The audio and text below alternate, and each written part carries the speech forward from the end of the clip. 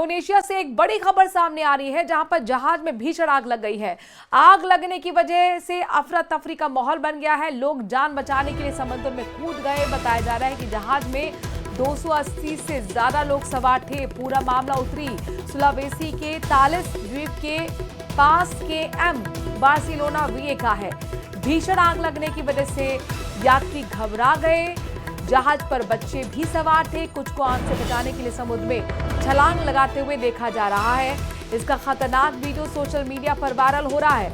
आग इतनी भयंकर थी कि कुछ ही देर में पूरा जहाज लगभग जल चुका था। जहाज पर आग क्यों लगी थी, इसके पीछे का कारण अब तक स्पष्ट नहीं हो पाया है।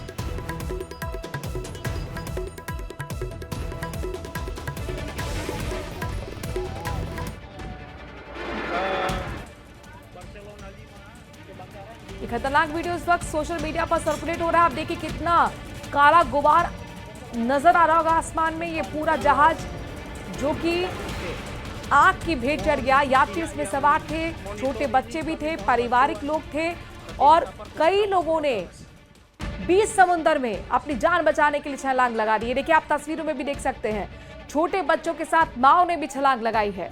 हालांकि आग कैसे लगी अब तक नहीं पता। 18 लोगों के घायल होने की खबर है। 3 लोगों की मौत हो चुकी है। 200 से ज्यादा यात्री इस जहाज में सवार थे। इंडोनेशियाई जहाज समुद्र में किस तरह से जल उठा, तस्वीरें आप देखिए। समुद्र में लोग अपनी जान बचाने के लिए बदहवास स्थिति में कूदे हैं।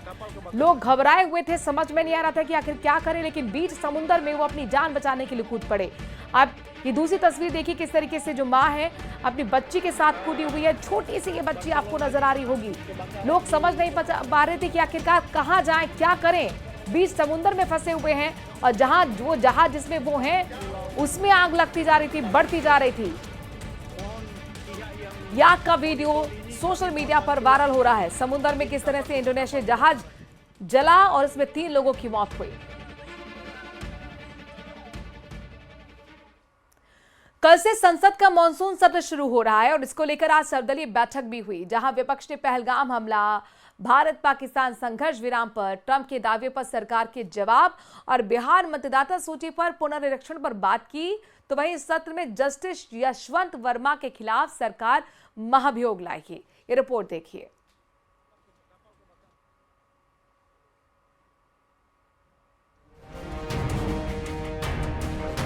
संसद का मानसून सत्र 21 जुलाई से शुरू हो रहा है। मानसून सत्र में केंद्र सरकार को घेरने के लिए विपक्ष एकजुट हो गया है। सर्वदलीय बैठक में विपक्ष ने तमाम मुद्दे उठाए। इस दौरान विपक्ष ने पहलगाम हमला, भारत पाकिस्तान संघर्ष विराम पर ट्रंप के दावे पर सरकार के जवाब, बिहार मतदाता सूची पुनरीक्षण पर बात की। हिंदुस्तान की विदेश नीति पूरी तरह से फेल हो गई। विदेश नीति वो सफल होती है जिसमें हमारे मित्र देशों की संख्या बढ़े और शत्रु देशों की संख्या घटे। अब आप चारों तरफ हिंदुस्तान से लेके दुनिया के किसी कोने में देख लीजिए, ऑपरेशन सिंदूर पर या पहलगाम की घटना पर दुनिया के किसी भी देश ने हमारा साथ नहीं दिया, किसी भी देश ने। कांग्रेस सांसद प्रमोद तिवारी का कहना है कि ऑपरेशन सिंदूर, बिहार में वोटर लिस्ट और विदेश नीति का मुद्दा इस मॉनसून सत्र में अहम रहने वाला है।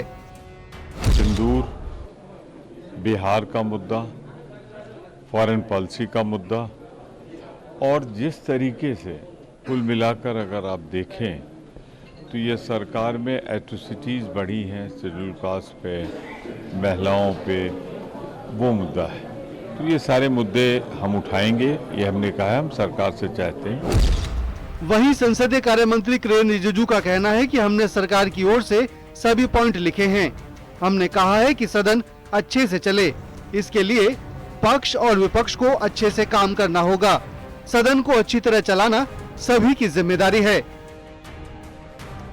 सरकार की ओर से हम लोग ने सारा पॉइंट्स नोट किए हैं और हमने ये रिक्वेस्ट किया है कि सदन अच्छा से चले, इसके लिए पक्ष और विपक्ष मिल करके हमको काम करना होगा। आपस में कोऑर्डिनेशन अच्छी तरह से रखना होगा। हम पॉलिटिकल पार्टीज अलग अलग विचारधारा का हो सकता है, मगर पार्लियामेंट का सदन अच्छी तरह से चले ये सबका जिम्मेदारी है। संसद का ये मानसून सत्र 21 अगस्त तक चलेगा। इसमें कुल 21 बैठकें होंगी। जस्टिस यशवंत वर्मा के कैश कांड को लेकर केंद्रीय मंत्री किरेन रिजिजू का कहना है कि न्यायपालिका में भ्रष्टाचार एक बेहद संवेदनशील मामला है। सभी राजनीतिक दल इस मुद्दे पर एकजुट हैं। इस सत्र में जस्टिस यशवंत वर्मा के खिलाफ सरकार महाभियोग लाएगी। महाभियोग के प्रस्ताव पर सांसदों ने हस्ताक्षर किए हैं। Bureau report, news 18।